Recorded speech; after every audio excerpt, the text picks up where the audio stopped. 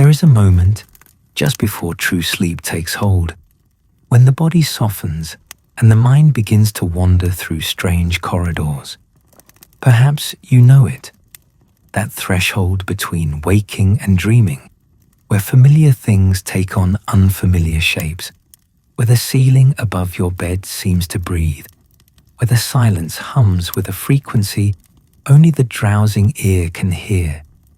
It is in this liminal hour, when the day's concerns have loosened their grip but not yet dissolved entirely, that certain dreams come calling.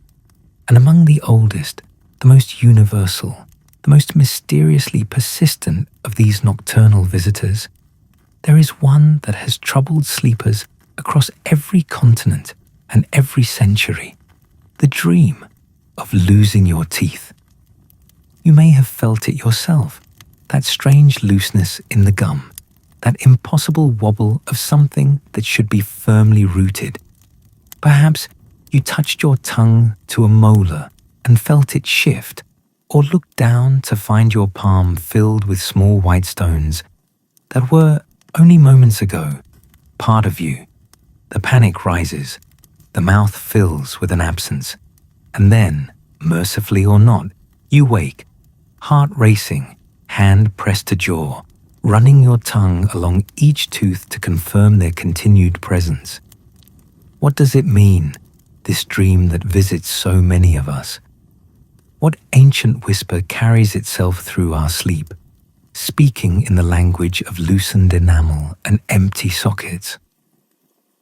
The answers, as we shall see, are as varied as the cultures that have pondered them, and as mysterious as the dreaming mind itself. But before that, comment down below which country you are watching from.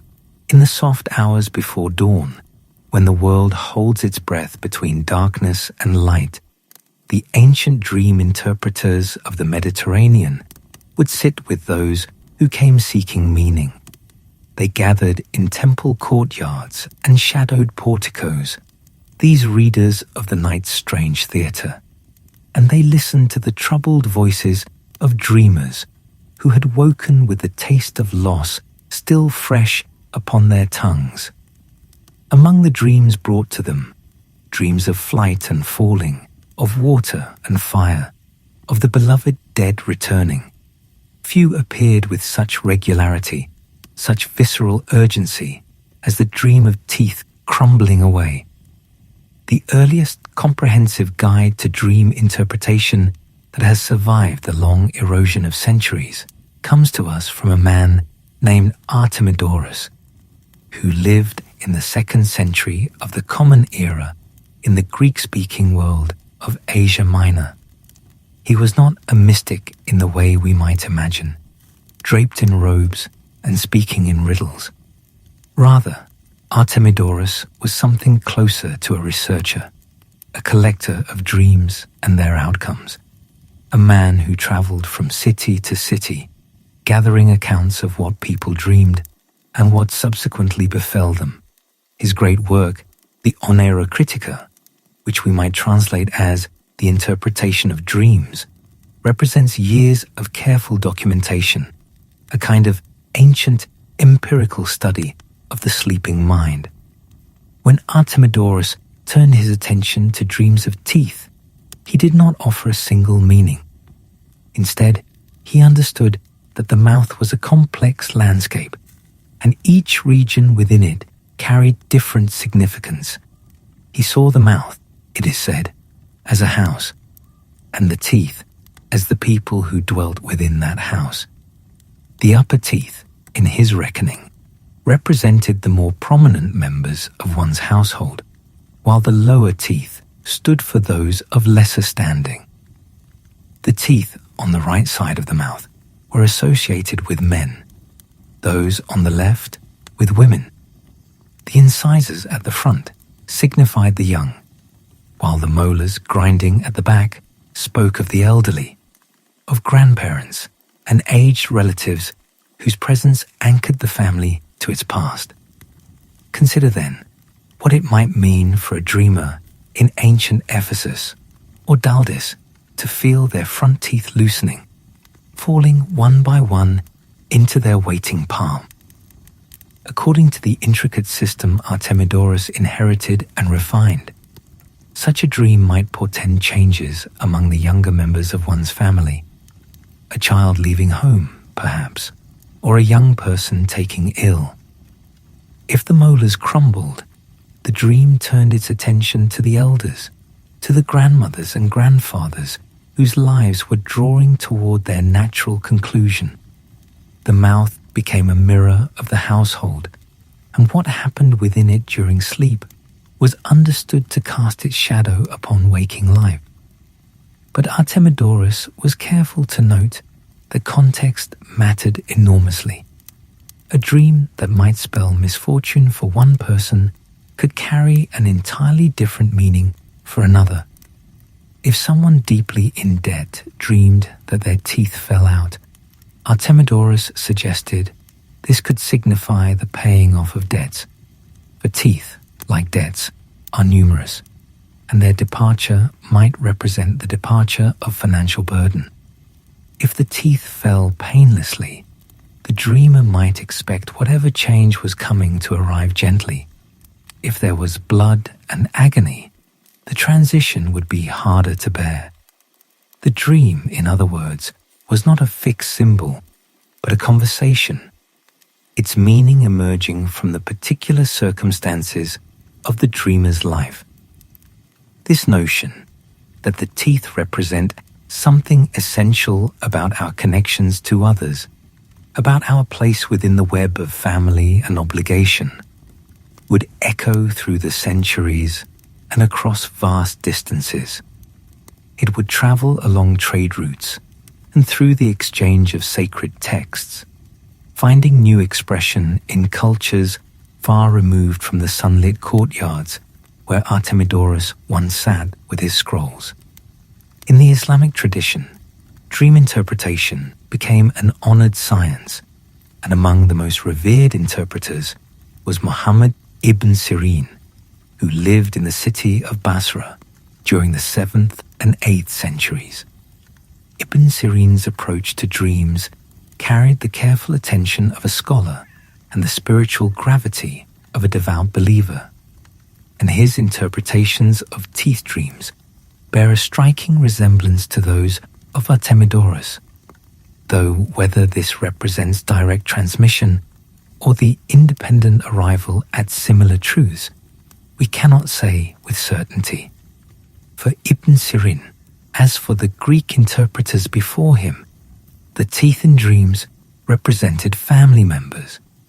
The upper teeth, he taught, correspond to male relatives, fathers, brothers, uncles, while the lower teeth signify the women of the family. Molars speak of grandparents and elderly kin, while the front teeth point to children, siblings, and those closest to the dreamer's heart. If one dreams of a tooth falling without pain, Ibn Sirin suggested, this might indicate worthless deeds, actions that have borne no fruit. But if the tooth falls with pain and blood, the dream warns of being forced to part with something precious, some separation that will wound deeply. Yet Ibn Sirin's interpretations also carried notes of hope that earlier interpreters had not emphasized. If the dreamer sees their teeth fall into their lap, it is said, this may portend a large progeny, children and grandchildren, who will gather around them in years to come. If the teeth fall into one's hand and the dreamer collects them carefully, this too carries its own significance, sometimes interpreted as longevity, as living to see one's contemporaries pass while one remains. The dream of losing teeth, in this tradition, is not simply an omen of loss, but a complex communication, capable of revealing blessings as readily as warnings. There is a story preserved in the Talmud, the great compendium of Jewish law and wisdom, that speaks to this very multiplicity of meaning. The sage Rava, we are told, once dreamed that his teeth were falling out. Troubled by this vision, he sought out a professional dream interpreter named Bar-Hedya. The interpreter told Rava that the dream meant his sons and daughters would die, and in his sorrow he would lose his appetite, having no need for the teeth that had fallen. It was, by any measure, a devastating interpretation. But the story does not end there. The Talmud reveals that Bar-Hedya had been giving favorable interpretations to another sage, Abaye, while consistently delivering gloomy predictions to Rava. The difference, it turned out, was that Abaye had been paying for the interpretations, while Rava had not. And here is the remarkable teaching that emerges from this account. The interpretations, whether hopeful or dire, tended to come true. The way a dream is interpreted, the tradition suggests, can actually influence its realization. The dream itself exists in a state of possibility, and the meaning we assign to it helps to shape its ultimate manifestation.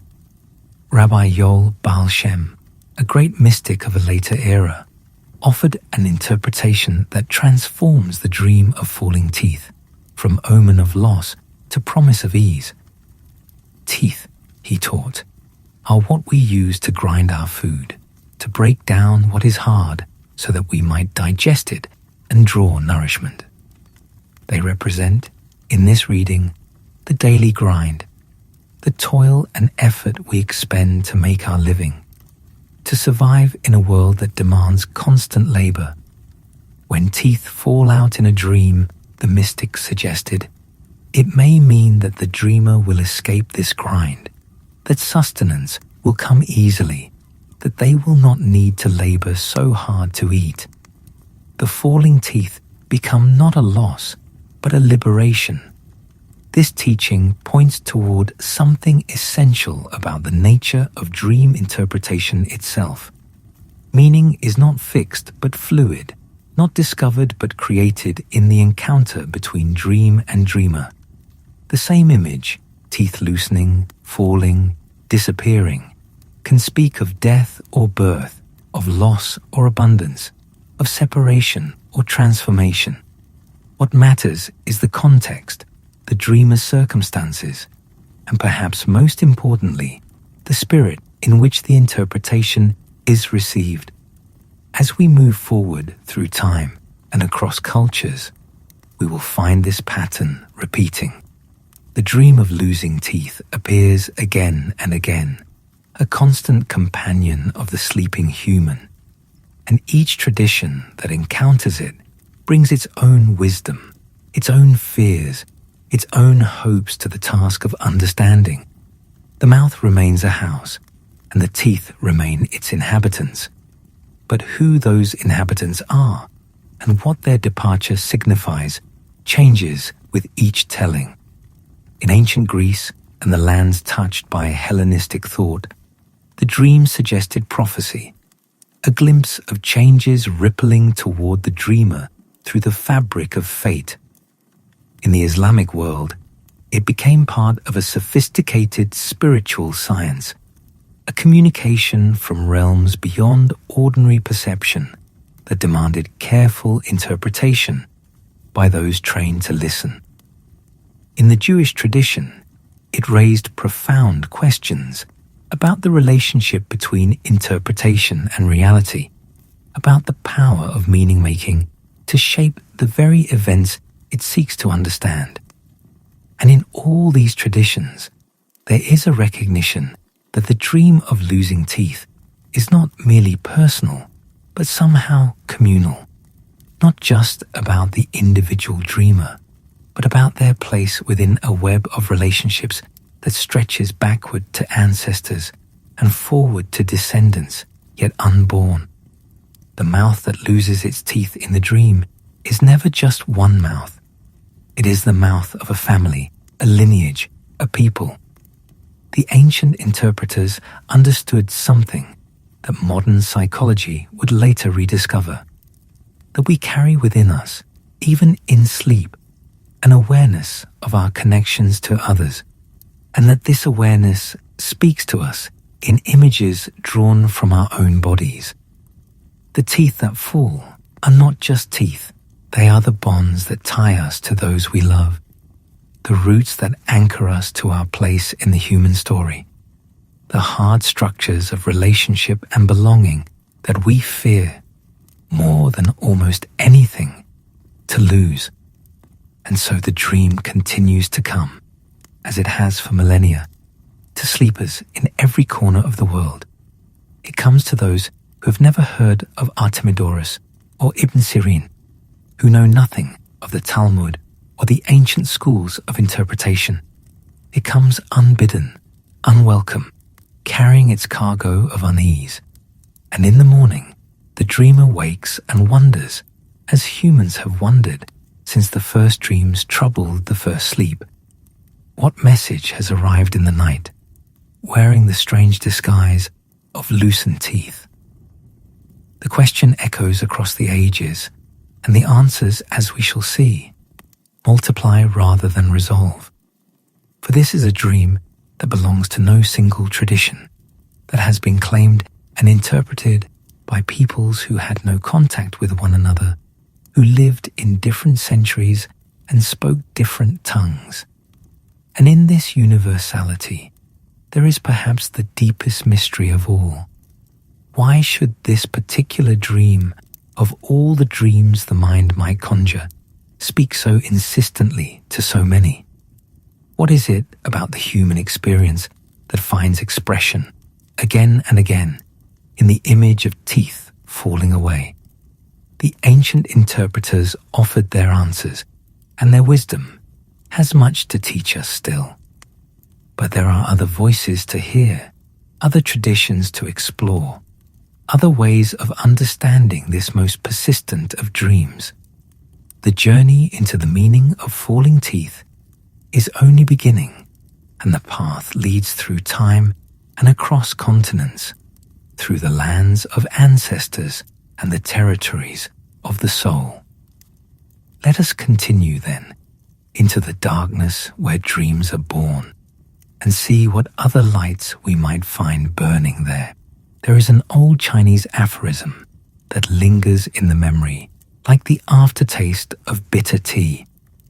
The proof of the lie is your teeth falling out. The saying carries within it centuries of moral philosophy, a whole cosmology of cause and consequence compressed into a single image.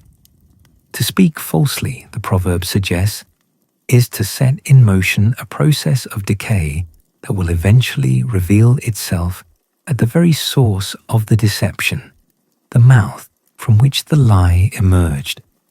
The teeth that form the words become the witnesses to their falseness, and in falling, they deliver a verdict that cannot be appealed.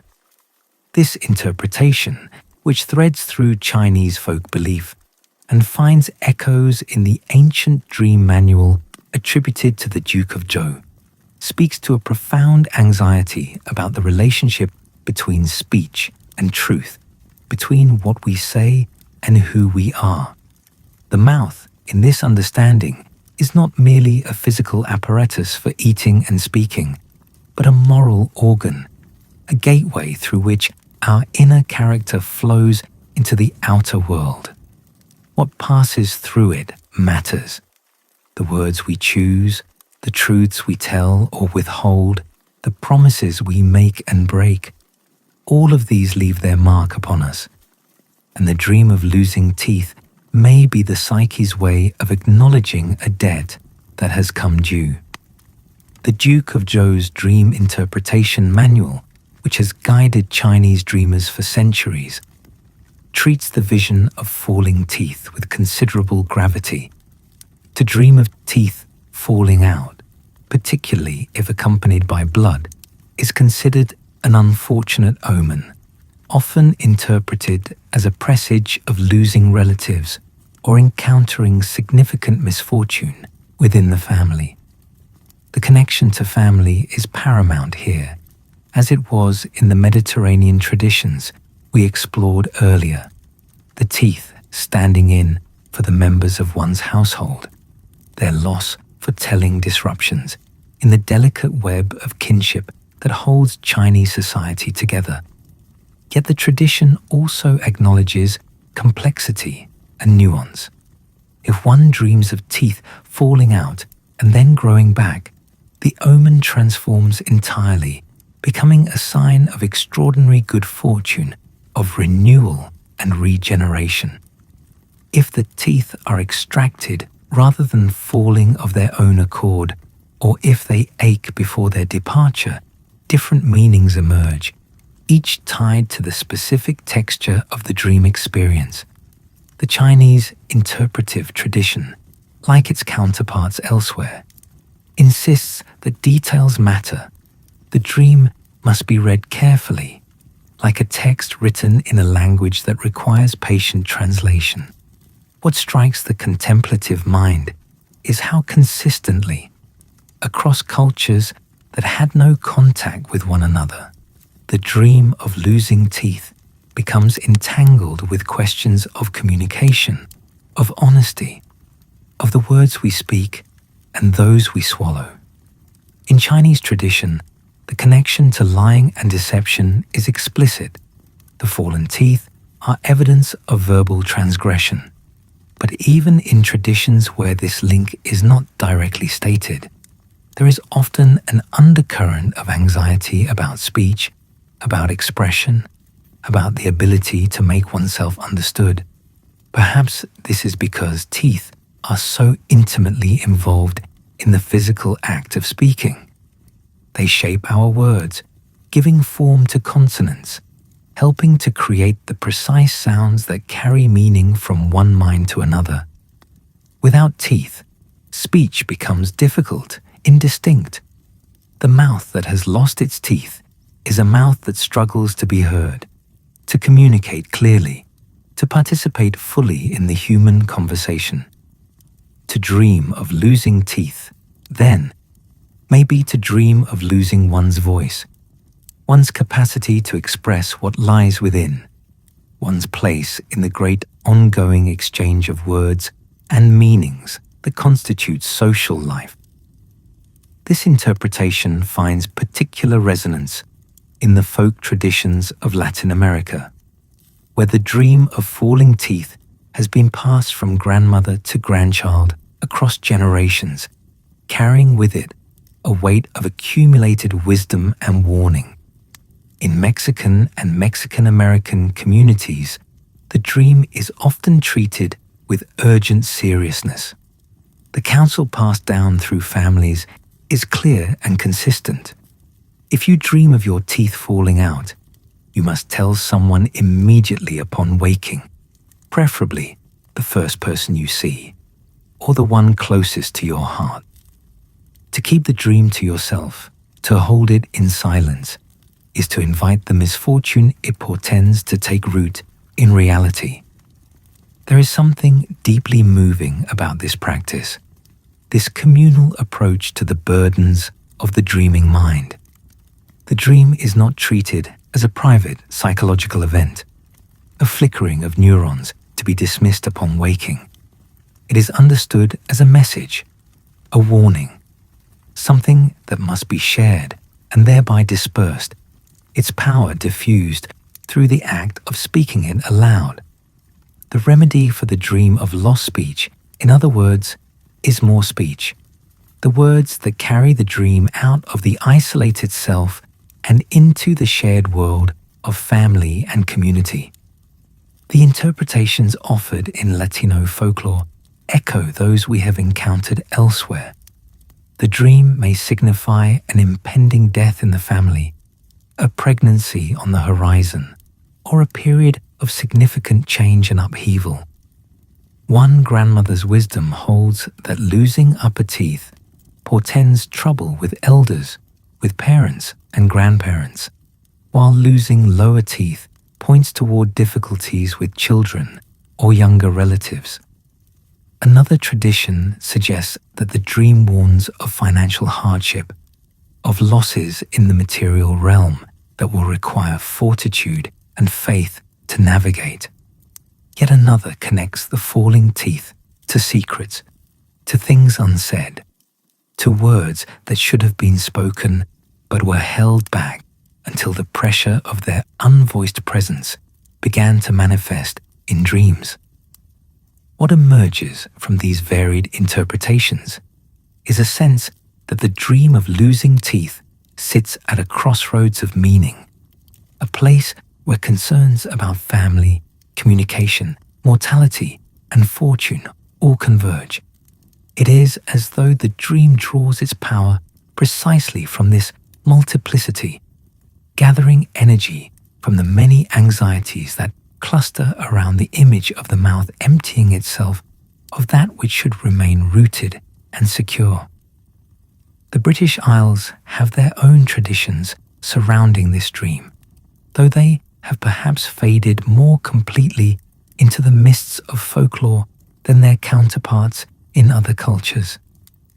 In the old beliefs recorded by Victorian collectors of folk wisdom, to dream of losing a tooth could signify an upcoming birth, a new member about to enter the family, a transformation in the household's composition. It could also indicate a change in circumstances, a shift in fortune, a turning of the wheel that governs human affairs. The teeth in these interpretations seem to mark thresholds, moments of passage when one state of being gives way to another. There is a particular tradition recorded in parts of England that connects teeth with the afterlife in a peculiarly intimate way. Some communities preserve the practice of keeping teeth that had been pulled or had fallen out during one's lifetime, storing them carefully in jars until death. Upon burial, the preserved teeth would be placed in the coffin, reunited with the body for its final journey.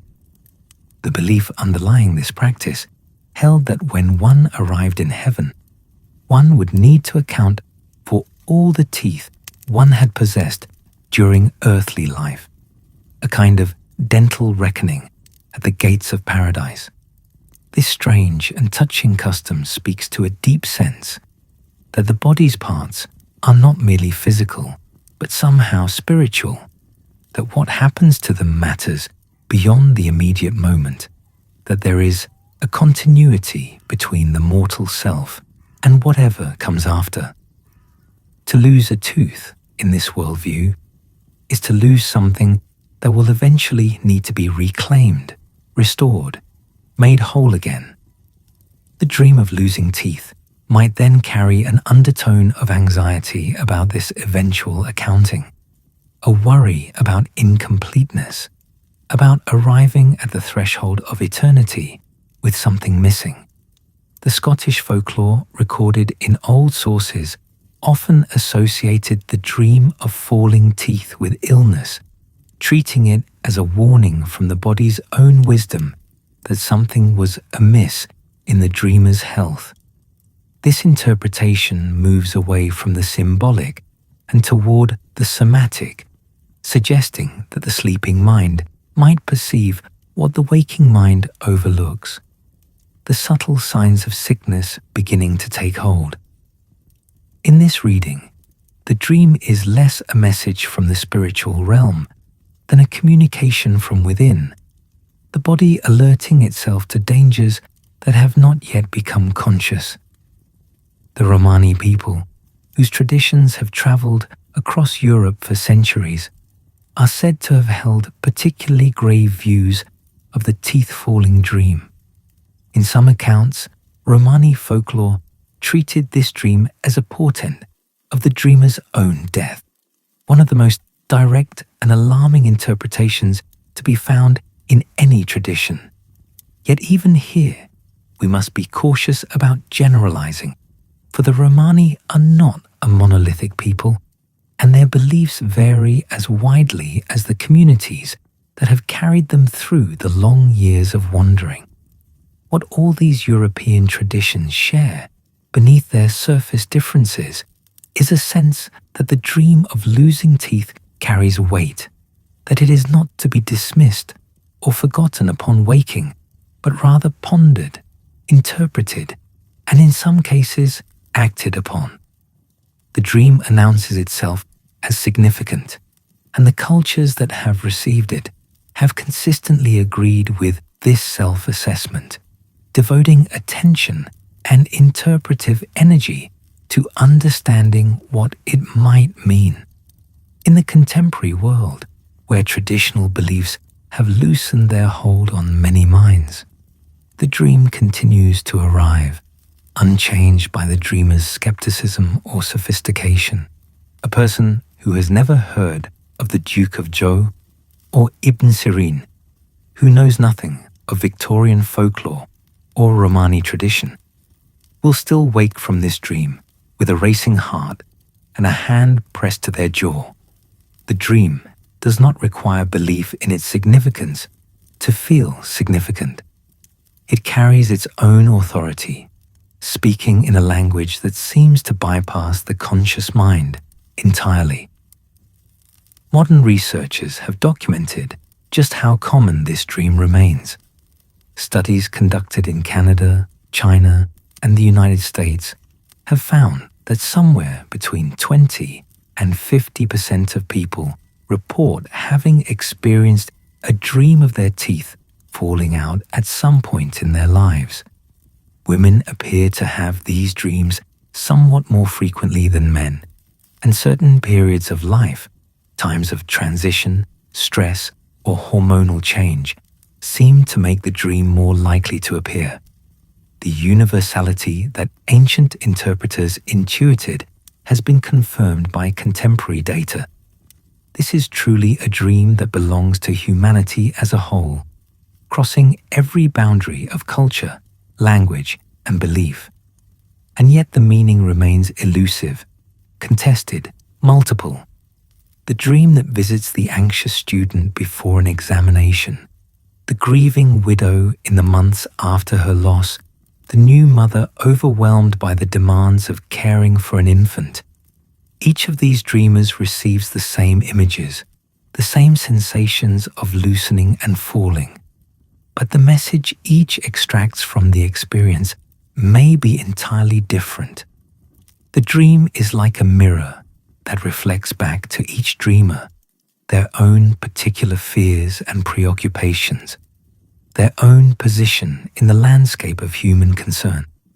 Perhaps this is the deepest wisdom that the traditions offer, not a fixed interpretation to be applied mechanically to every instance of the dream, but an invitation to engage with the images that arise in sleep, to bring them into dialogue with one's waking life, to treat them as communications worthy of attention and response.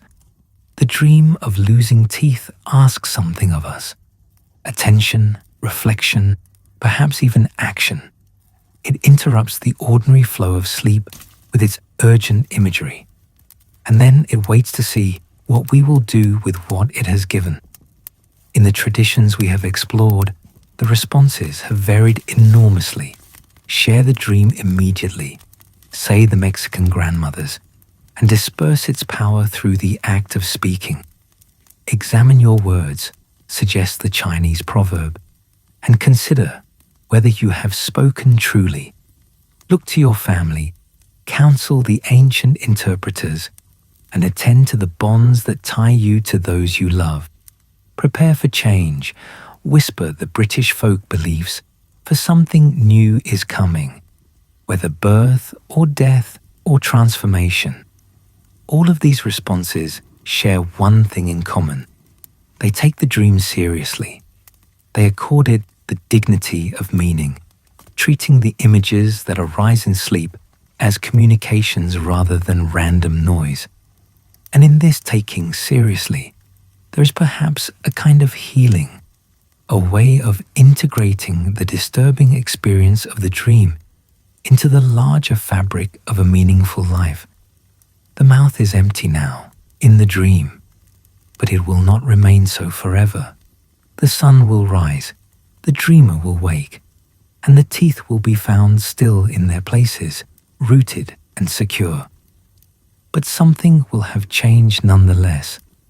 A message received, however dimly understood, a communication from the depths of the self that continues to speak in the ancient language of the body, the primal vocabulary of loss and restoration, of emptiness and fullness, of words spoken and words held back too long in the stillness of a Nigerian night, where the darkness pools thick beneath the branches of ancient trees and the air carries the scent of earth and approaching rain.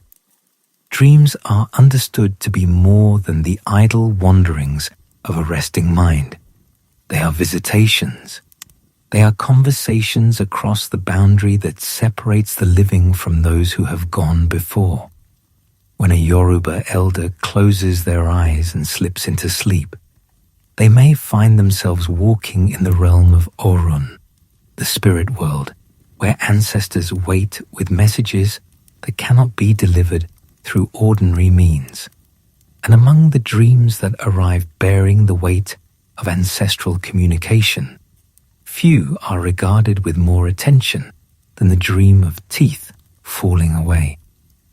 The Yoruba tradition, which has spread from its West African homeland across the Caribbean and the Americas through the paths of diaspora and survival, holds that dreams function as a bridge between Ayi, the physical world of the living, and the realm of spirits where the dead continue their existence in altered form.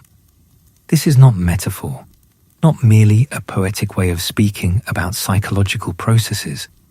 It is understood as genuine communication, as real in its way as a conversation held across a kitchen table. The ancestors speak, and dreams are one of the primary languages through which they make themselves heard. When teeth appear in dreams within this tradition, they often carry messages about family, about lineage, about the invisible threads that connect the living to those who came before and those who will come after. A dream of teeth falling out might signal that an ancestor is attempting to draw attention to something amiss in the family's spiritual life, a ritual neglected, a taboo transgressed, a relationship that has fallen into disrepair. The falling teeth become a kind of alarm, a signal that something requires attention before it worsens into genuine misfortune. But the interpretation of such dreams is rarely simple or straightforward. In many West African communities, dreams are not interpreted in isolation by the dreamer alone. They are brought to elders, to diviners, to those who have been trained in the intricate art of reading the messages that arrive from the spirit world. Among the Yoruba, a Babalawo, a priest of Ifa, the system of divination and wisdom, might be consulted. The diviner would cast the sacred implements of their craft, seeking confirmation or clarification of what the dream might mean in the specific context of the dreamer's life and circumstances. The Akan people of Ghana hold similar views about the significance of teeth dreams, understanding them within a framework where ancestors remain actively involved in the affairs of their descendants. A dream of teeth falling out might prompt a visit to a shrine priest, who would interpret the images in light of the dreamer's family history, their clan's particular beliefs and taboos, and the current state of relations between the living and the dead. The fallen teeth might point toward a lingering family dispute that demands resolution, or toward offerings that have gone unmade at an ancestral shrine, or toward a breach of the invisible contracts that bind generations together across the gulf of death. What emerges from these African traditions is a vision of the dream as fundamentally relational, fundamentally communicative. The teeth that fall in sleep are not merely symbols to be decoded through reference to a universal dictionary of dream images. They are words in a conversation, utterances in an ongoing dialogue between the dreamer and the community of ancestors who continue to watch over and participate in family life. To understand the dream requires understanding this relationship, attending to its particular history and its present state. This relational understanding traveled across the Atlantic with enslaved Africans who were forced from their homelands and brought to the Caribbean and the Americas. Despite the brutalities of the Middle Passage and the systematic attempts to destroy African cultural practices, elements of this spiritual worldview survived, adapted, and found new expression in the religious traditions that emerged in the diaspora. Vodou in Haiti, Santeria in Cuba, Candomblé in Brazil, and the various forms of obeah and spiritual practice found throughout the Caribbean islands. In these syncretic traditions, where African beliefs merged with Catholic imagery and indigenous American practices, dreams retained their status as communications from the spirit world. The ancestors, now sometimes addressed through the language of Catholic saints or African deities, transformed by their journey across the water, continued to speak through the medium of sleep.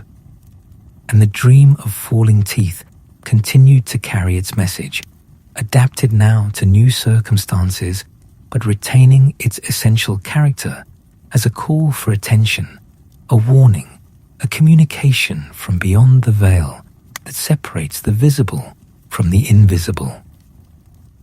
In certain African and Caribbean traditions, the dream of teeth falling out is understood specifically as a sign that an ancestor or spirit guide is attempting to make contact with the dreamer. The fallen teeth mark a thinning of the boundary between worlds, an opening through which communication might flow if the dreamer is prepared to listen. This interpretation transforms the anxiety of the dream into something approaching sacred opportunity. Yes, the experience is unsettling, but it may also be an invitation, a summons to deepen one's relationship with the spiritual dimensions of existence. The response to such a dream often involves ritual action. One might pour libation to honor the ancestors, make offerings at a family shrine, consult with a spiritual practitioner who can help clarify the message and suggest appropriate responses. The dream is not simply processed and forgotten.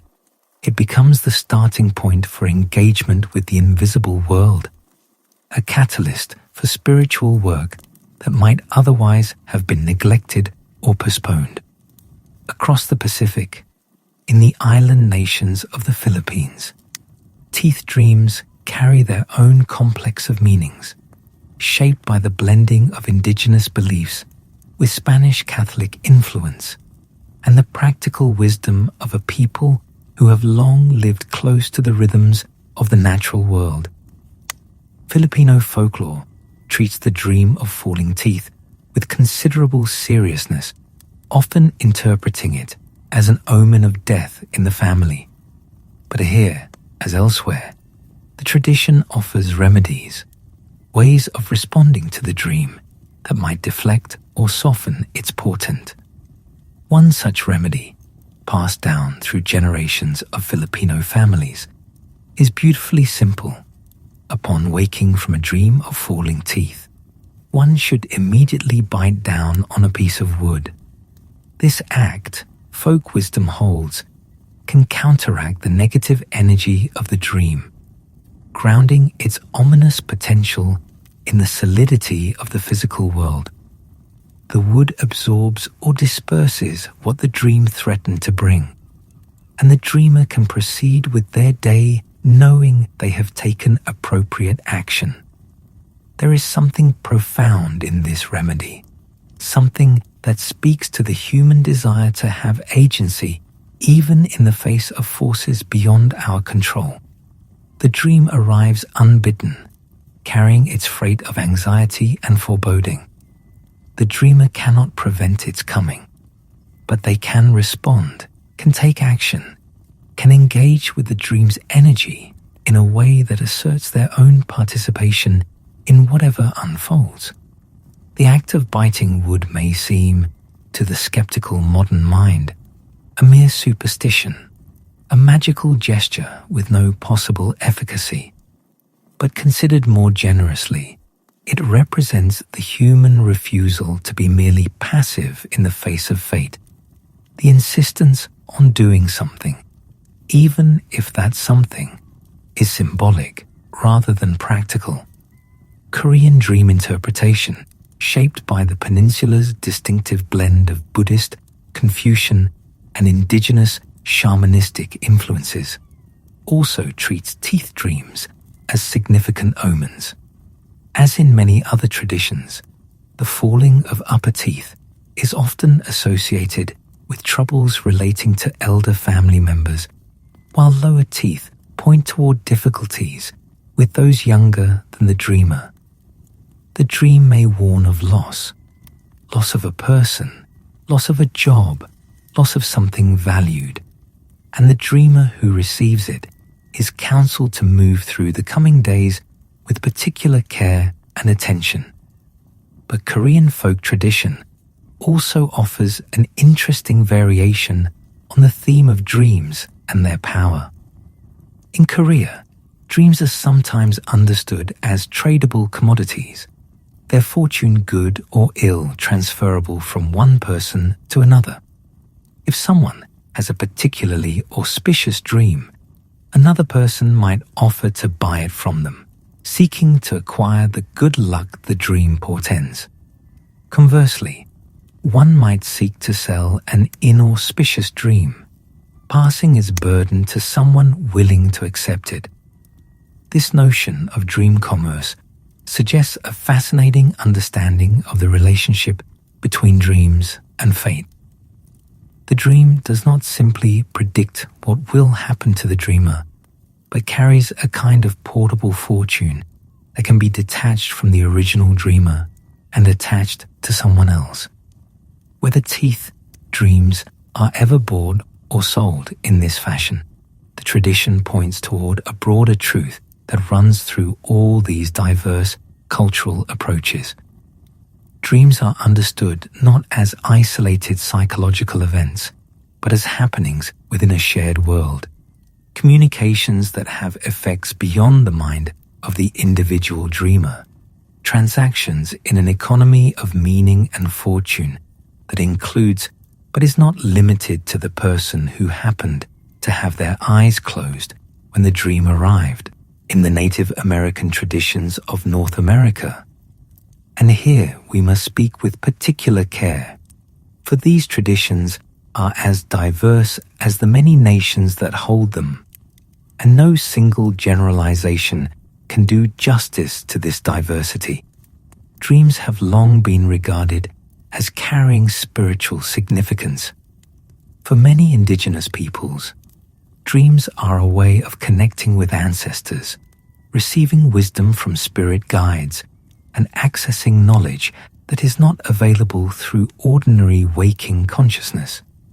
The vision quest, in which an individual seeks spiritual guidance through fasting, prayer, and openness to dreams and visions, represents one formalized expression of this broader understanding that the dream world is real, is meaningful, is worthy of serious attention. When teeth appear in dreams within these contexts, they may be understood as messages from ancestors, as communications from the spirit world about matters requiring the dreamer's attention. Some traditions interpret the loss of teeth in dreams as a sign that the dreamer is being called to reclaim personal power that has been lost or given away, that some essential vitality needs to be restored through ritual, reflection, or changed behavior. Others see teeth dreams as markers of transition, signals that the dreamer is moving from one stage of life to another, and needs to prepare for the changes that are coming. The Ojibwe tradition of the dream catcher speaks to this broader understanding of dreams as meaningful communications that deserve protection and filtration. The dream catcher, hung near where one sleeps, is understood to allow good dreams to pass through while catching and dispersing nightmares and troubled visions. The practice acknowledges that not all dreams are welcome, that some carry energies the dreamer would do well to avoid, but it also affirms that dreams matter, that they are not mere noise, but signals deserving of attention and, when appropriate, defense. What connects all these traditions, African, Caribbean, Filipino, Korean, Native American, is a fundamental conviction that would have seemed obvious to our ancestors, but may strike the modern mind as strange. The conviction that dreams are communications from beyond the individual self, messages from a larger reality that includes but is not limited to the everyday world of waking experience. Whether that larger reality is populated by ancestors, spirits, deities, or some less nameable presence varies from tradition to tradition, but the basic intuition remains consistent. In sleep, we become available to receive communications that cannot reach us when we are busy with the demands of waking life. The dream of falling teeth within these frameworks is not a problem to be solved or a symptom to be treated. It is a message to be received, interpreted, and responded to. It calls the dreamer into relationship with their ancestors, with their community, with the invisible dimensions of existence that surround and permeate the visible world. And in answering that call, in taking the dream seriously and engaging with its meaning, the dreamer participates in a practice as old as humanity itself, the practice of listening to what the night has to say. In our modern world, where dreams are more often explained by reference to neural activity and psychological processes, these ancestral wisdoms may seem quaint, outdated, perhaps even embarrassing, but they represent accumulated insight, generations of careful attention to the inner life, and they continue to speak to something deep within the human experience. When we wake from a dream of falling teeth, heart pounding and hand pressed to jaw, we are having an experience that connects us to every human being who has ever lived, an experience that our ancestors took seriously enough to develop elaborate systems for understanding and responding to. Perhaps there is wisdom still in listening as they listened, in treating the dream not as mere neurological static, but as communication worthy of attention. The ancestors, after all, knew something about how to live in this strange world, how to navigate its uncertainties, how to find meaning in its mysteries. And in their teachings about dreams, they left us something precious, an invitation to take our inner lives seriously, to listen for the messages that arrive in the night, and to respond with the care and attention that any genuine communication deserves. The teeth fall in the dream, and the ancestors lean close, waiting to see if we will hear what they have come to say. There is another way of understanding the dream of falling teeth, one that emerges not from temple courtyards or ancestral shrines, but from the quiet laboratories and careful studies of the modern age. It is an understanding that looks not to the spirit world for explanation, but to the body itself, to the flesh and nerve and bone that carry us through our waking hours and continue their mysterious work while we sleep. And in this understanding, there is perhaps a different kind of wisdom, no less valuable for being expressed in the language of science rather than the poetry of tradition. In the early years of the 20th century, a Viennese physician named Sigmund Freud turned his attention to dreams with an intensity that would reshape how the Western world understood the sleeping mind. His great work, The Interpretation of Dreams, published in 1900, proposed that dreams were not random firings of a resting brain, but meaningful communications from the unconscious. Messages encoded in symbolic form that could be decoded through careful analysis. For Freud, every dream was a wish fulfillment, an attempt by the psyche to satisfy desires that could not find expression in waking life. When Freud turned his attention to the dream of falling teeth, he saw what he saw in so many dreams: sexuality. The teeth, in his reading, were symbols of sexual anxiety, fears of castration in men, concerns about attractiveness and reproductive capacity in women. The falling of teeth represented a loss of potency, a fear of sexual inadequacy, and anxiety about the body's capacity to fulfill its erotic potential. This interpretation, characteristically Freudian in its insistence on the sexual substrate of apparently non-sexual imagery, has been much debated in the century since it was proposed. Many have found it reductive, a forcing of rich symbolic material into a narrow theoretical framework. Yet it opened a door that had long been closed, inviting serious investigation of what dreams might mean and why they take the forms they do. Freud's younger contemporary and eventual rival, Carl Gustav Jung, offered a different interpretation, one that many have found more satisfying in its breadth and flexibility. For Jung, the dream of falling teeth was not primarily about sexuality, but about transformation and rebirth. He noted that children lose their teeth as a natural part of growing up, as the milk teeth give way to the permanent teeth that will serve them through adult life. This experience of losing teeth, so frightening for the child who does not understand what is happening, is actually the necessary precursor to a new stage of development. The old must fall away so that the new can emerge. In Jung's reading, to dream of teeth falling out as an adult is to dream of transformation, of the sometimes painful process by which we shed one version of ourselves to make way for another. The dream might come during times of significant life change, a new career, a new relationship, a new understanding of oneself, and its anxiety reflects not the wrongness of what is happening, but the difficulty of letting go, of releasing what has been in order to receive what is coming.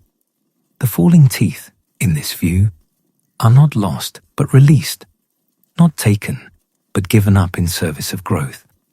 Jung also suggested, in correspondence preserved from his later years, that the dream of falling teeth might sometimes represent a fear of death or an encounter with the unconscious that carries an element of danger.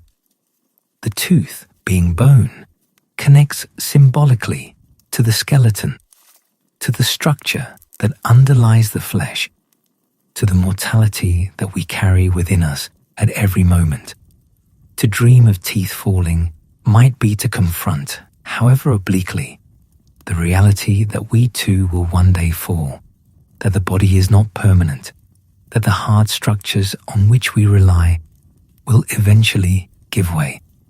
This interpretation brings us back by a different route to the territory mapped by the ancient interpreters who saw in falling teeth an omen of death.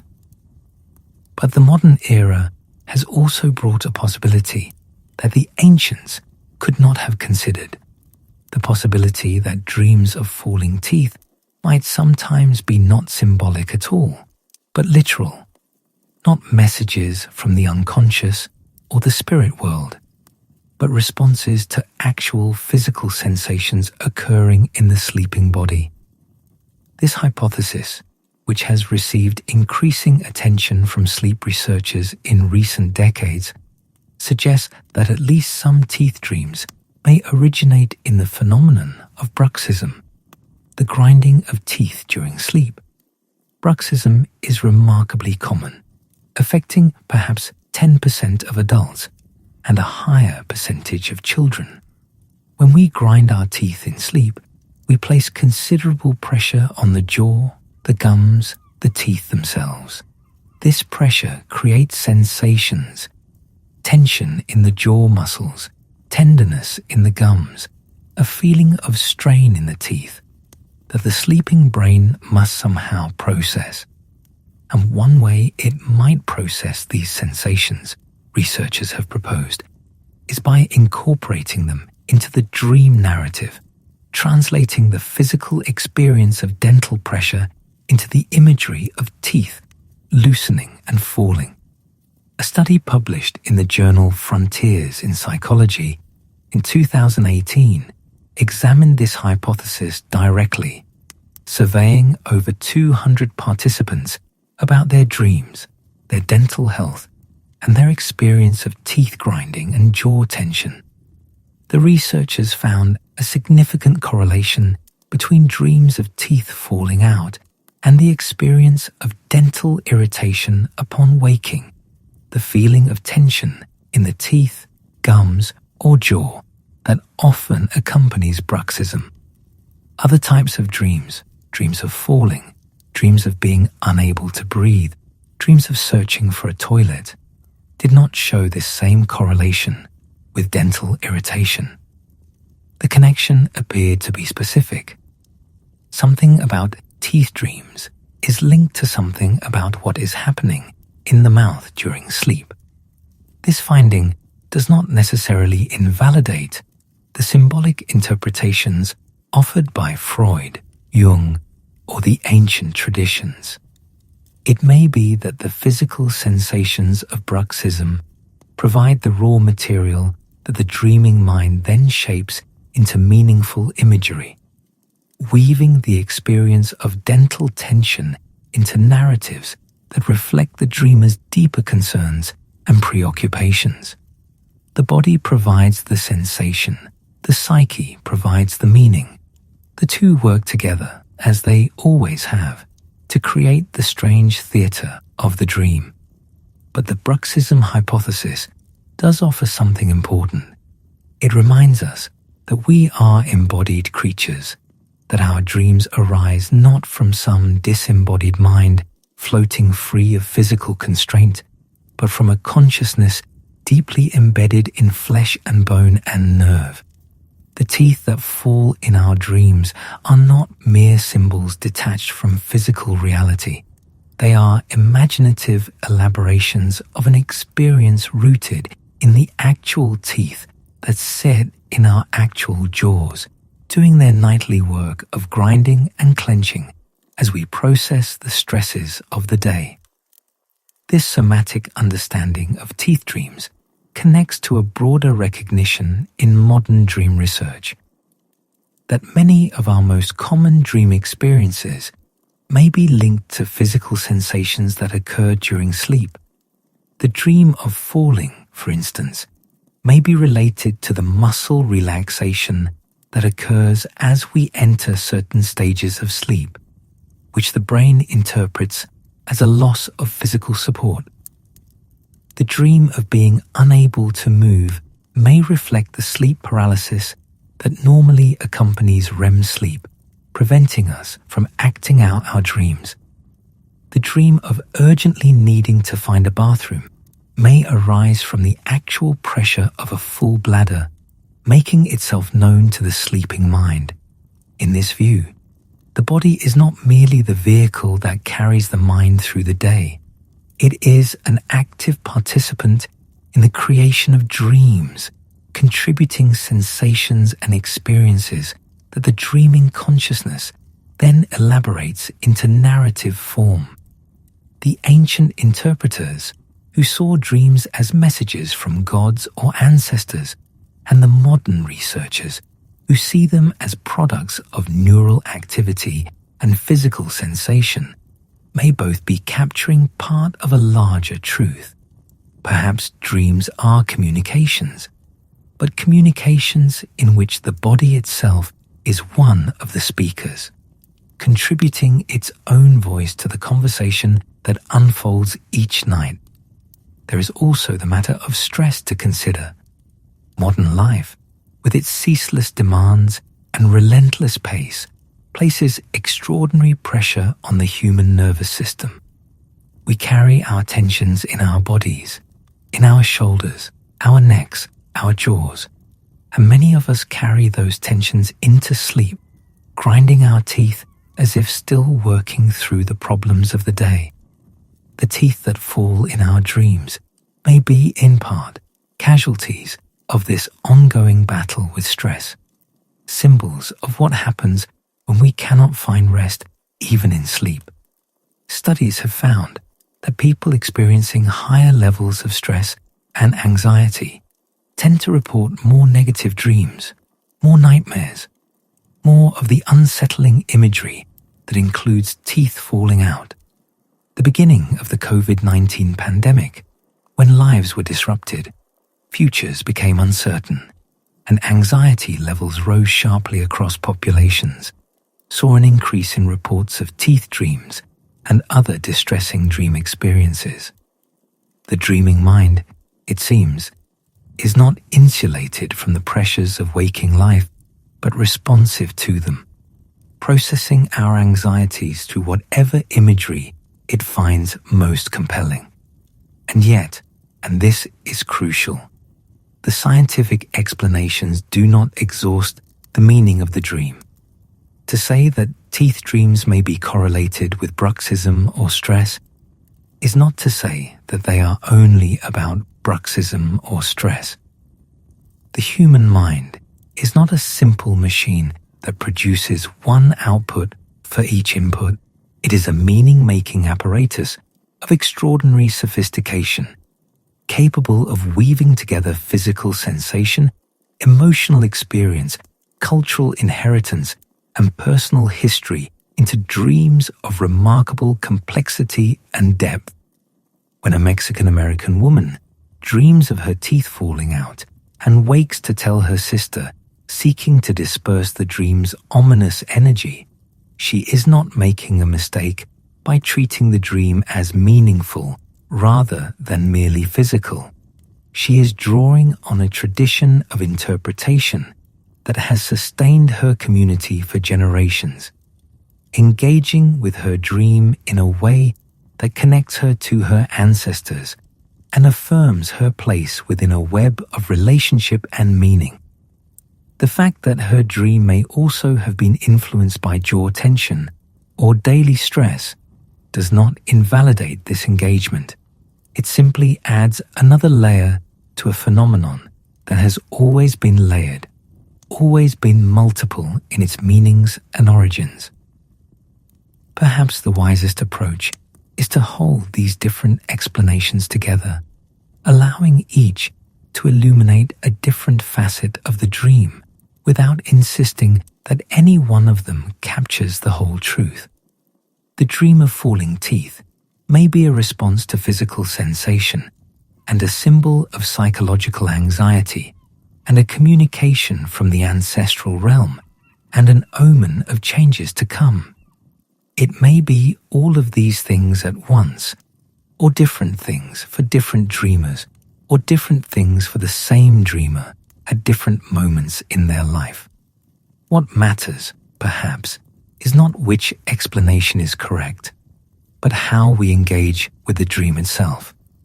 Do we dismiss it as meaningless, a mere misfiring of neurons, and go about our day as if nothing had happened?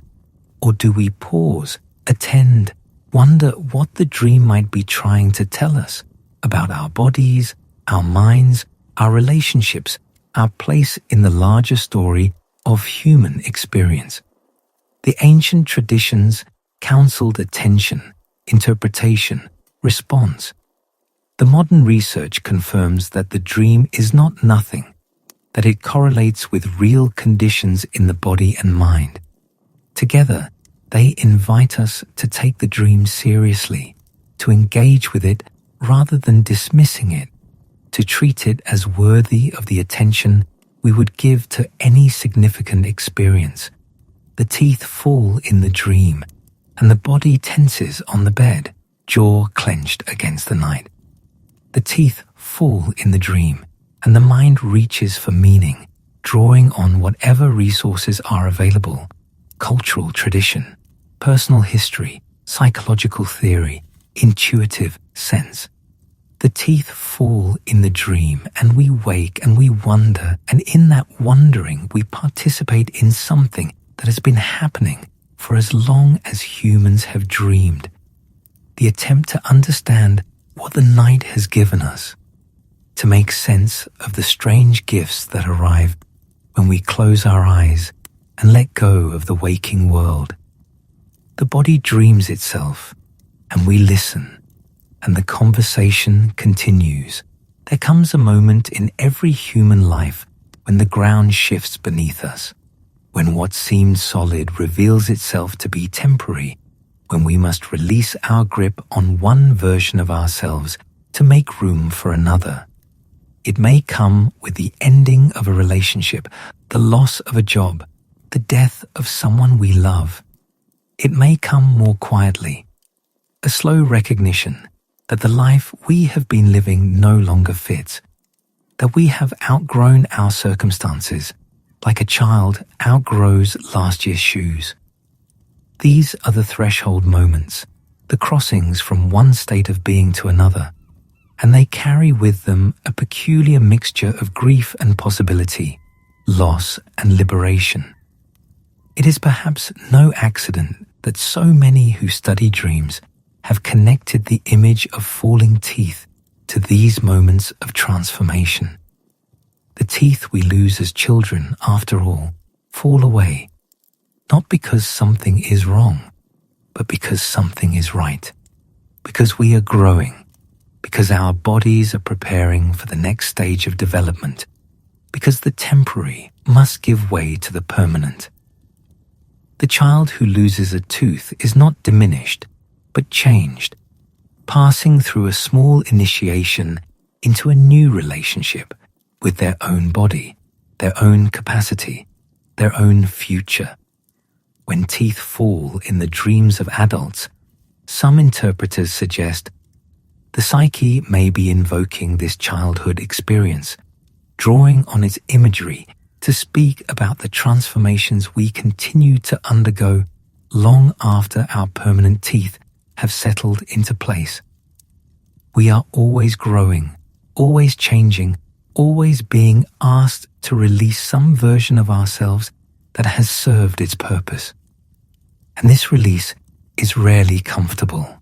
It carries an echo of the child's bewilderment when that first loose tooth finally gives way. The strange sensation of absence where something familiar had always been. Consider the woman who dreams of her teeth crumbling in the months before her wedding.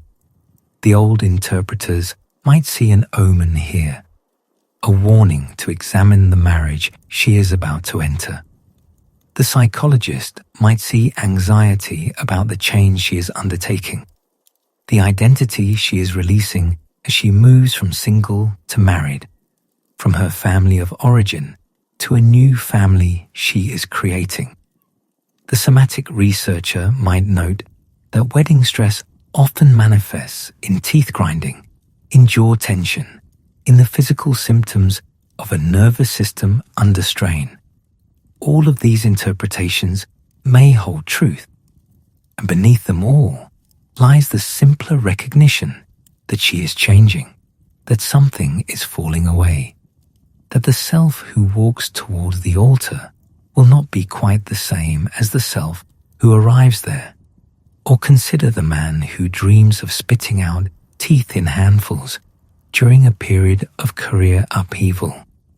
He has been laid off from a job he held for 15 years, a job that defined his sense of himself, his place in the world, his value as a provider and professional. The teeth that fall in his dream may speak to the loss of this identity, the stripping away of what he had thought was permanent and essential.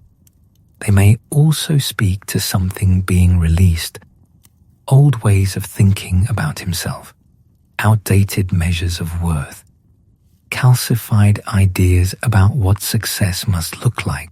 The dream is painful, yes, but it may also be preparing him for what comes next, clearing space in his sense of himself for new growth that cannot happen until the old has fallen away. The connection between teeth dreams and life transitions has been noted by researchers studying the distribution of these dreams across the lifespan.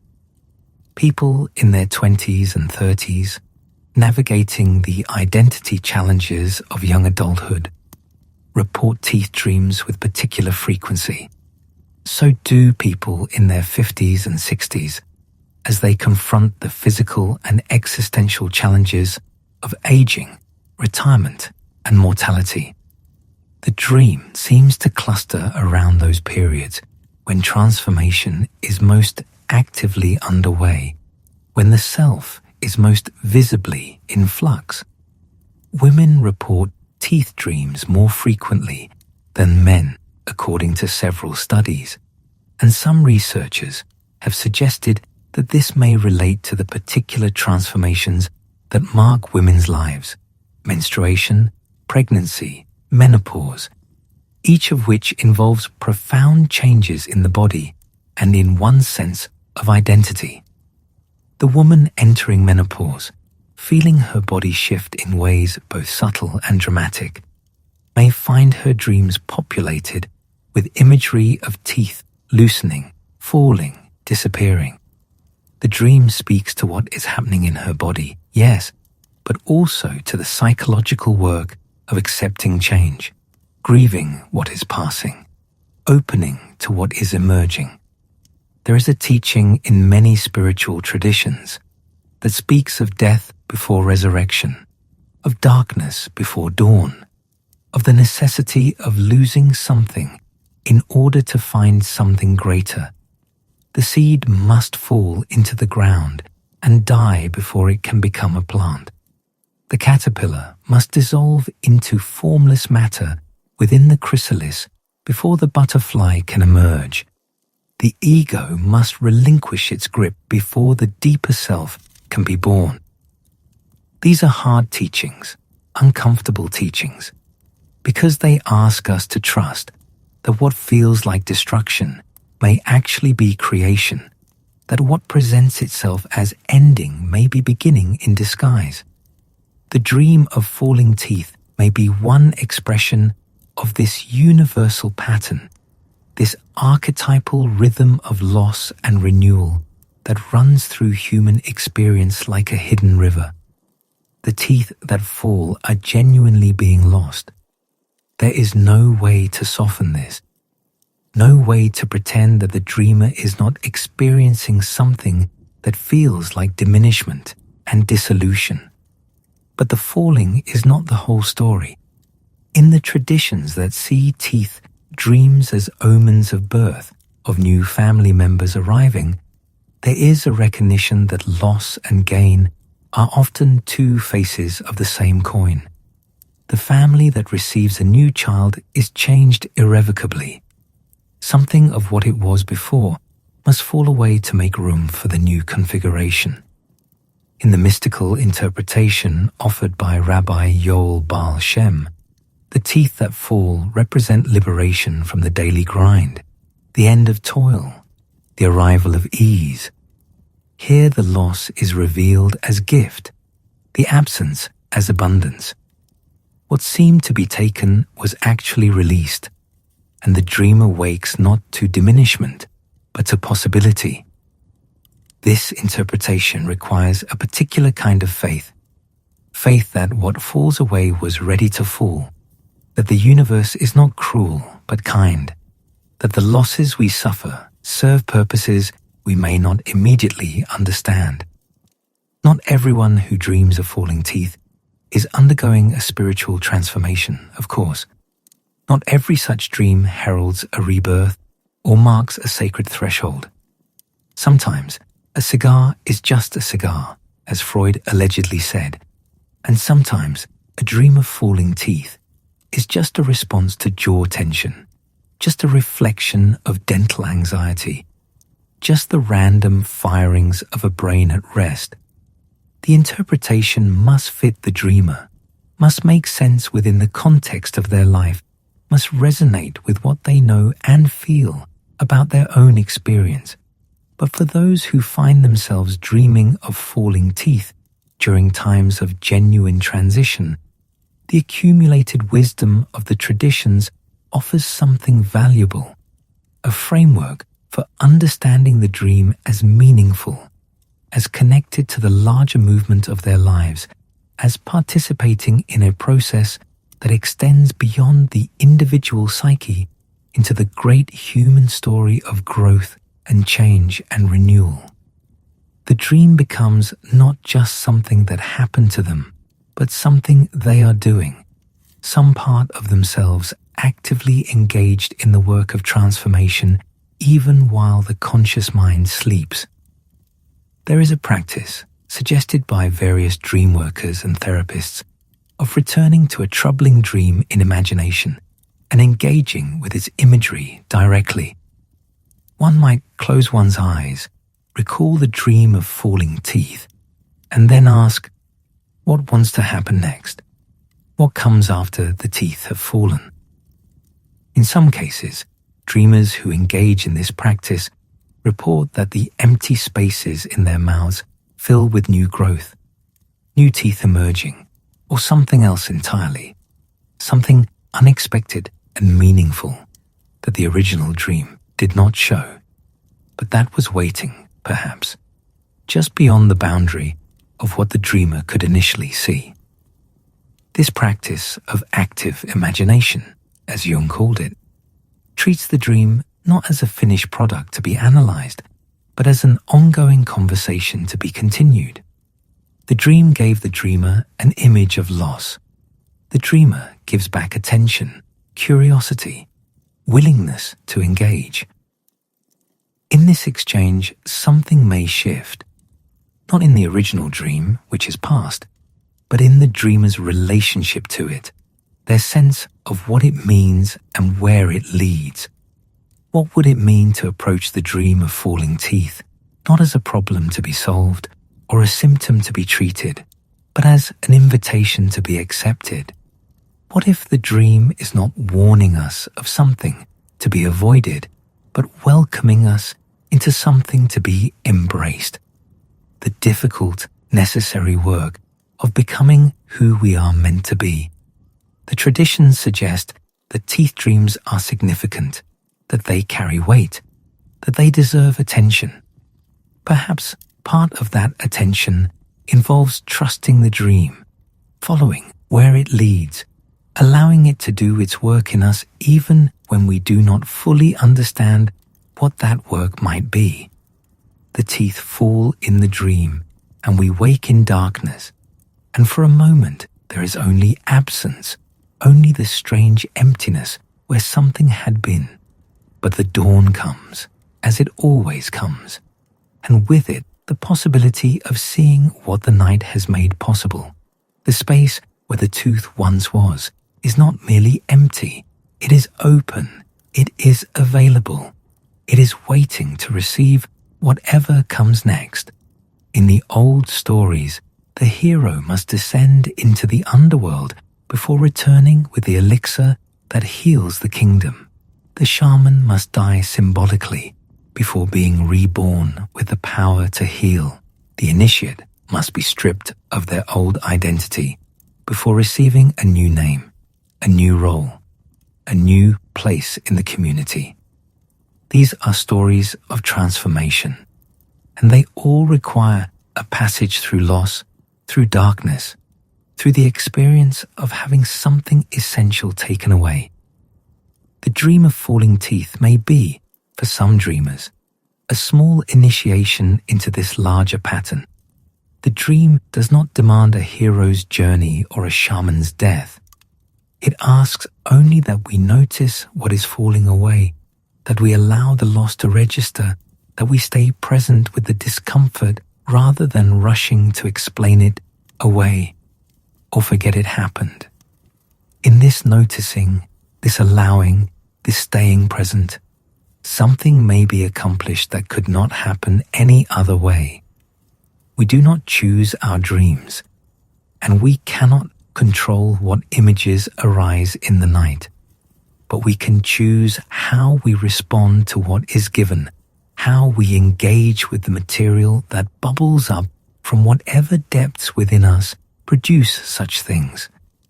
The traditions offer us resources for this engagement, symbolic frameworks, ritual responses, communities of interpretation.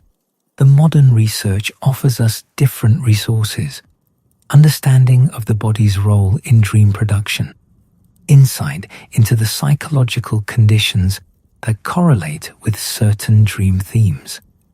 Together, they equip us to meet the dream not as passive recipients, but as active participants, bringing our full humanity to the encounter with whatever the night has to offer.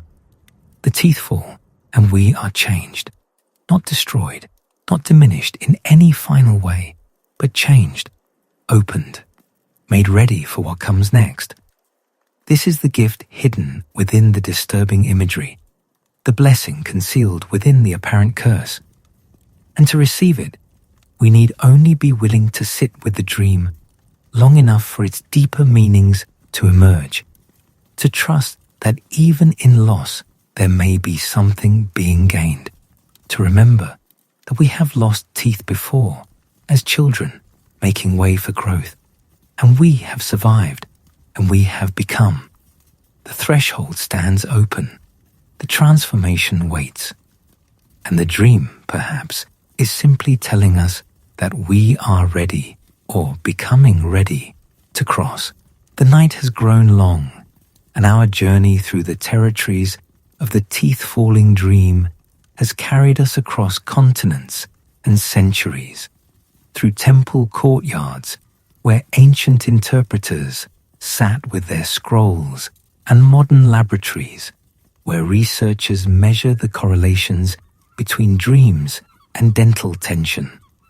We have walked with the Yoruba diviners who hear ancestral voices in the imagery of sleep, and with the Mexican grandmothers who counsel their grandchildren to speak the dream aloud before its shadow can take root. We have considered Freud's theories and Jung's, the empirical data of sleep studies, and the accumulated wisdom of folk traditions that stretch back beyond the reach of written history. And now, as we approach the end of our contemplation, it seems fitting to ask, what are we to make of all this? What remains when we gather these many threads together? Perhaps the first thing to acknowledge is that the dream of falling teeth resists any single explanation. It is too widespread, too persistent, too deeply woven into human experience to be captured by any one framework, however elegant or comprehensive.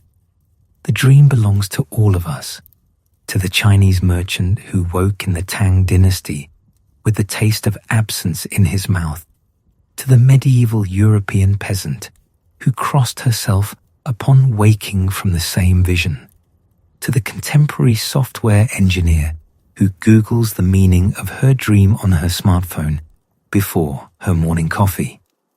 It is a thread that runs through the human tapestry, appearing in every culture, every era, every corner of the globe where humans close their eyes and slip into the mysterious territory of sleep. This universality is itself a kind of teaching. It tells us that whatever the dream means, its meaning is not confined to any particular belief system or cultural context. The dream does not require us to believe in ancestor spirits to visit us, does not demand allegiance to Freudian theory or Jungian archetypes, does not ask whether we are religious or secular, ancient or modern. It comes to dreamers regardless of what they believe, offering its disturbing imagery to skeptics and mystics alike, to those who keep dream journals and those who barely remember that they dream at all.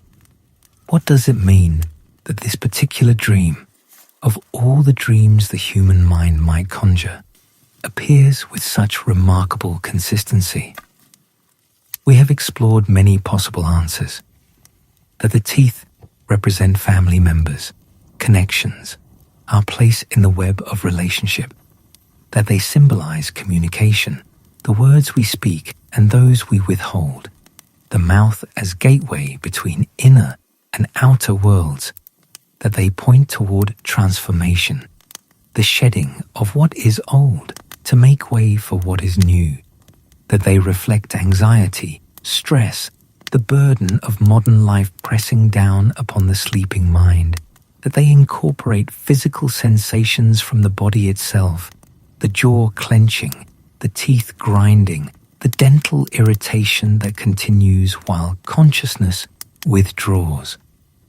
All of these answers carry truth, and none of them exhausts the dream's meaning.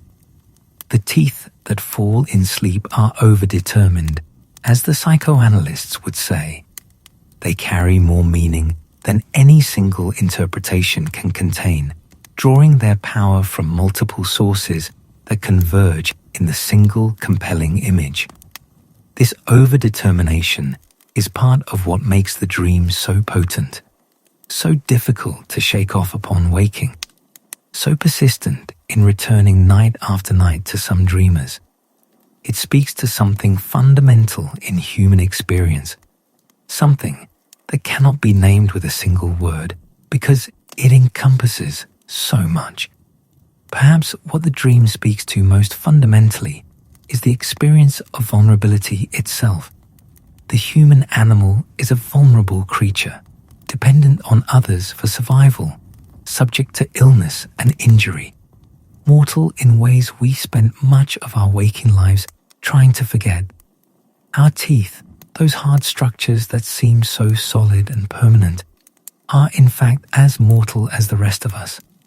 They can decay, can break, can fall out, can fail us when we need them most. To dream of losing teeth is to confront, however symbolically, the vulnerability that lies at the heart of human existence. This vulnerability extends in many directions at once. We are vulnerable in our bodies, which age and weaken and eventually cease to function.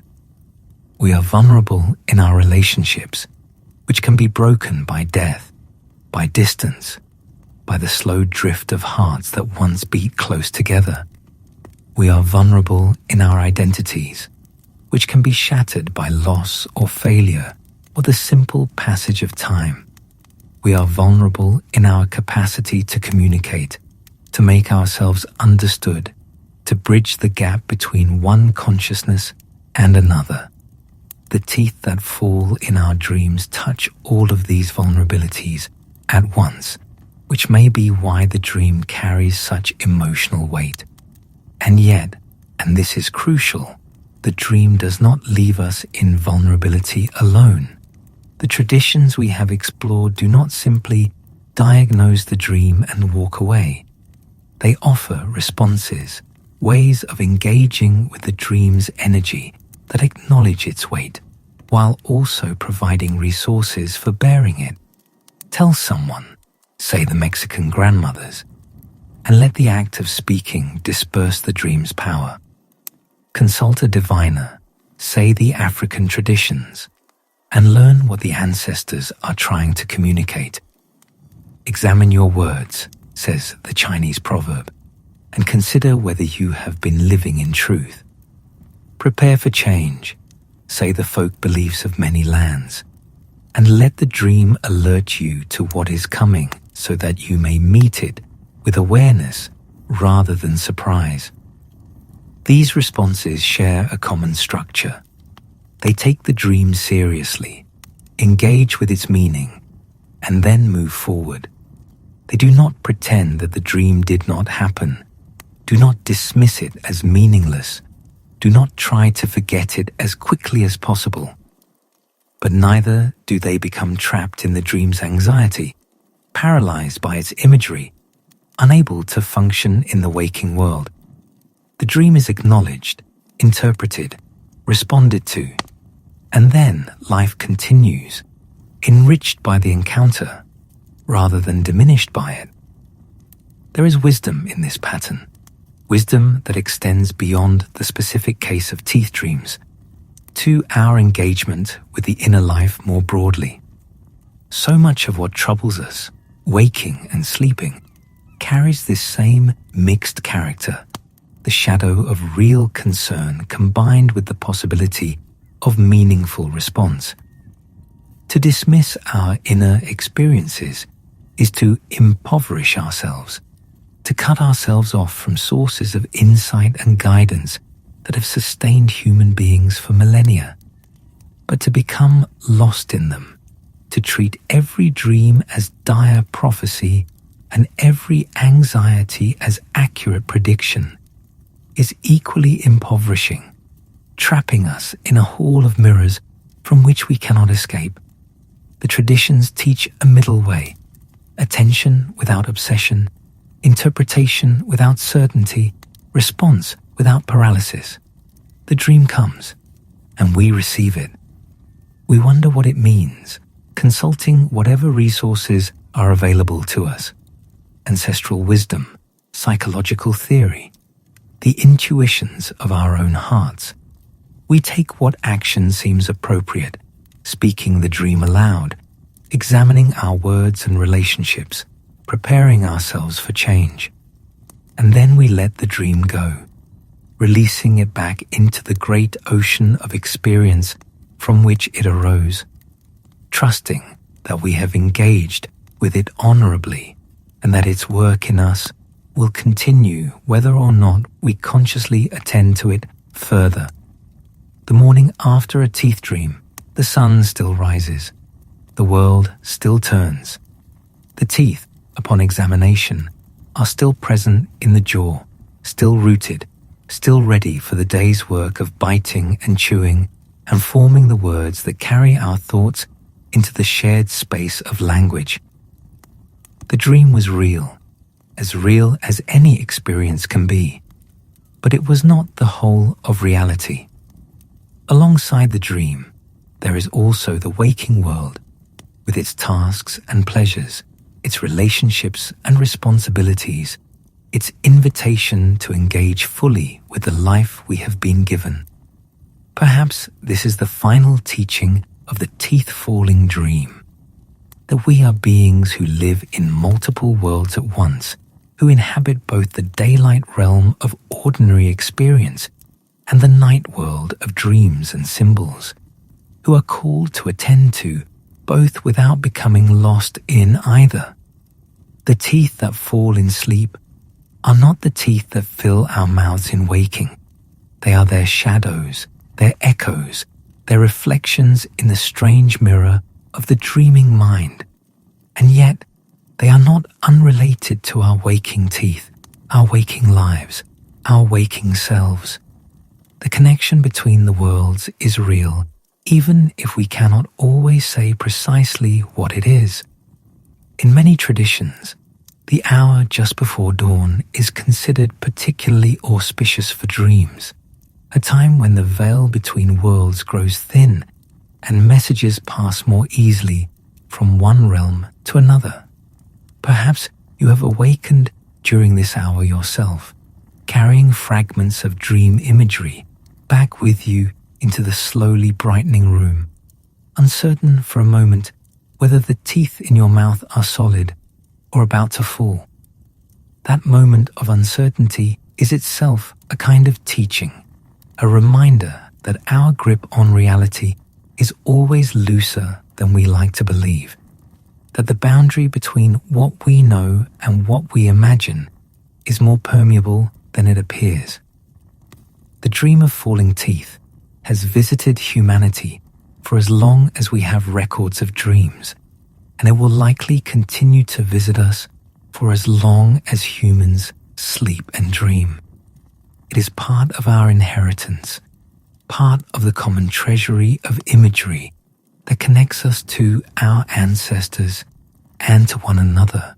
When you wake from this dream, heart racing, hand pressed to jaw, you are joining a company that includes Egyptian priests and Greek philosophers, Chinese sages and African healers, medieval monks and modern analysts, millions upon millions of dreamers across time and space who have received the same strange gift and wondered as you wonder what it might mean.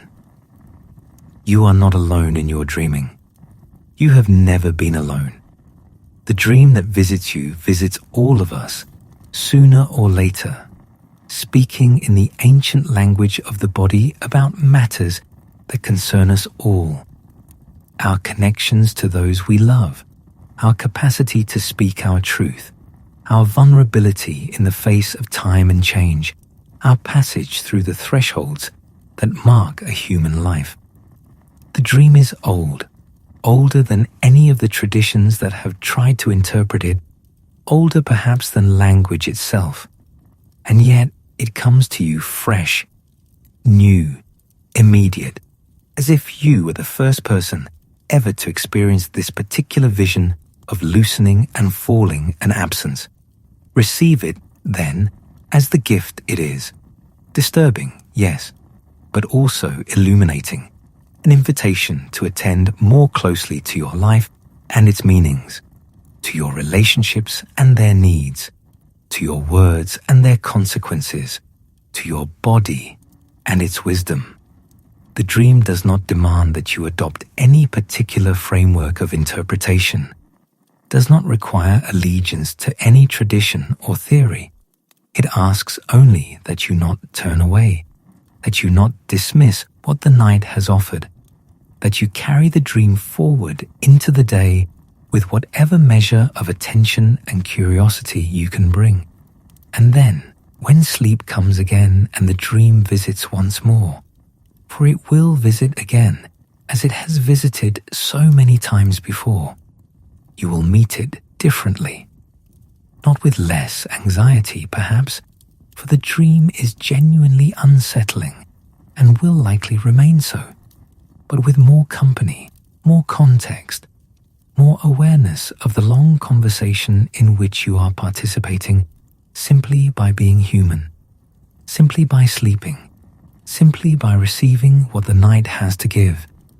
The teeth fall in the dream, one by one, or all at once, crumbling or loosening, or simply not there anymore.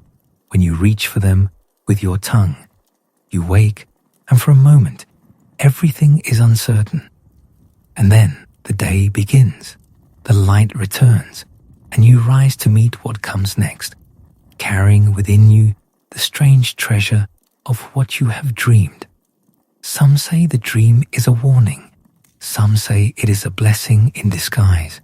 Some say it is a message from the ancestors, or from the depths of your own psyche, or from the body that carries you through the world. Perhaps it is all of these things, or none of them, or something else entirely that we have not yet learned how to name. What we can say with certainty is this: the dream matters. It has always mattered. It will continue to matter for as long as humans dream. And in that mattering, there is a kind of sacredness, a recognition that our inner lives are worthy of attention, that what happens in the privacy of sleep is connected to what happens in the shared world of waking, that we are more than our conscious minds can comprehend. The night deepens, and somewhere, someone is dreaming of falling teeth. Perhaps it is you. Perhaps it will be you, tonight, or some night soon. When the dream comes, may you meet it with whatever wisdom you have gathered, whatever courage you can muster, whatever trust you can extend to the mysterious processes that unfold within you while you sleep. The teeth fall, and something opens. May you find there whatever you most need to find.